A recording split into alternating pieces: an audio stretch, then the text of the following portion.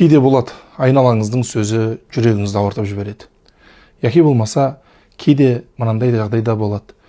Жұмыста интрига жасап, аяғыңыздан шалып, зиян беріп жатады. Істемегенді істеді деп, айтпағанды айтты деп, сізге жала жауып жатады. Міне сол кезде, жүрек ауырған кезде, осындай қиын, қыстау жағдайдан қалай шығамыз деп ойланатынмын да. Құран-ы Кәрімде осының үш жолында, үш жерде Құран-ы Кәрімде Алла Тағала Пайғамбар саллаллаху алейхи вассаламға жабылған жалалардан, жүрегі ауырған кезде қалай шығу керек екендігін, қалай жол ұстану керек екендігін үш аятпен үйреткенде. Біріншісі Хиджр сүресінің 97-98 аяттарында: وَلَقَدْ نَعْلَمُ أَنَّكَ يَضِيقُ صَدْرُكَ بِمَا يَقُولُونَ فَسَبِّحْ بِحَمْدِ رَبِّكَ وَكُن مِنَ السَّاجِدِينَ. Яғни, олардың айтып жатқан сөздеріне сенің жүрегің сығылып, жүрегің ауырып жатыр. Білеміз. Сен оларға қарсы не істе дейді?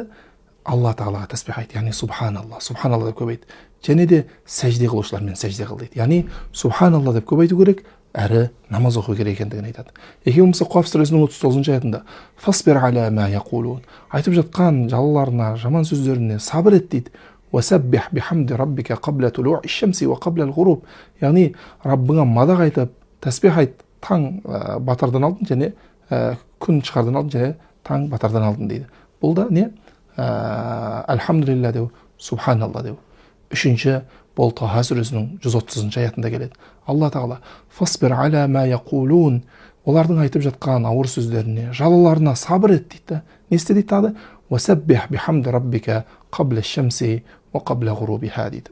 Қабля тулуи шамси ва қабля ғурубиха. Яғни Алла Тағалаға субханалла деп тәсбих айт, альхамдулилля деп тахмид айт, және де күн шығардан алдын, әрі күн батардан алдын таң намазы мен асыр намазын оқы дейді.